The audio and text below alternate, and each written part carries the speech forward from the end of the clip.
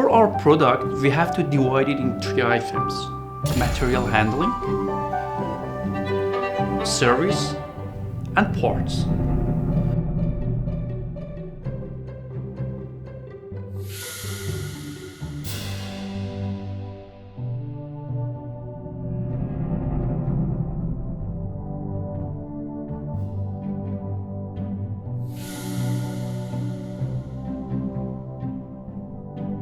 Let me start with the material handling.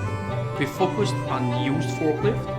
For sure, if our customers order the brand new, also we have a Hyster, Raymond, Crown, Yale, Caterpillar. After that, Pallet in two kinds, electric and manual. The manual one, the basic one that they use it for move the pallets in the warehouse or anywhere or in the truck.